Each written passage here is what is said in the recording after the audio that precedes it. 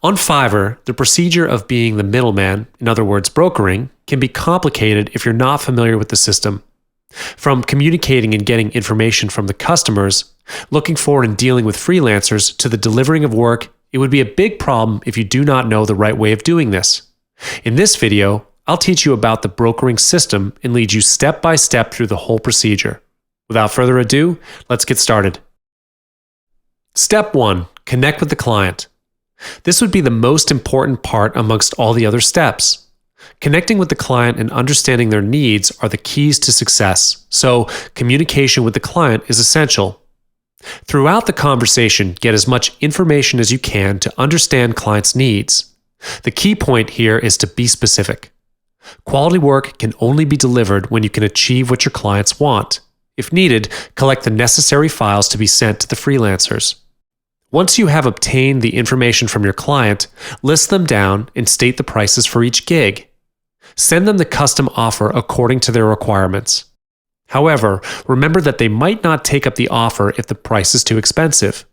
But once they've accepted the offer and made the payment, you can then proceed to the next step. Step 2 is to look for the freelancer. If you've already been in the business for some time, you would have already built up some connections with freelancers. Send the request from the client to freelancer. Take note before sending the request to rearrange the details of the gig. If there are special requirements from the client, list them as special remarks. Always remember to be specific on the request of the client when you convey the message to your freelancer. When both of you have made a mutual agreement on the work, set a timeline due. Set the date at least 30 days before the actual delivery date to your client.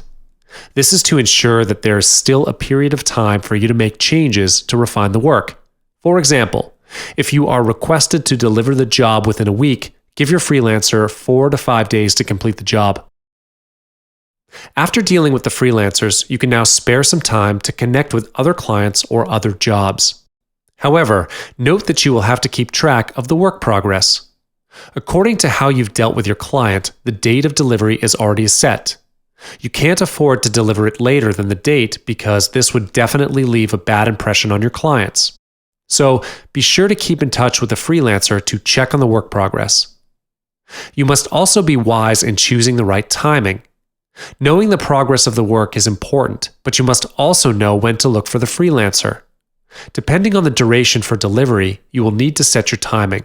For instance, if the duration of delivery is within a week, you can contact the freelancer every once in 2 days. This is to make sure that the work is up to standard, as well as to keep both of you up to the timeline. Like I have mentioned earlier, get the work from the freelancer at least 3 days before the delivery date to do a final check on the work. Delivering good quality work is the key to keeping your clients happy. Therefore, to ensure the quality of work is up to standard, get the work earlier from the freelancer to avoid last-minute changes. When you are checking on the quality of work, always take the client's requirements into account. The quality of the work is based on the requirements from clients. It is neither up to you nor the freelancer to decide.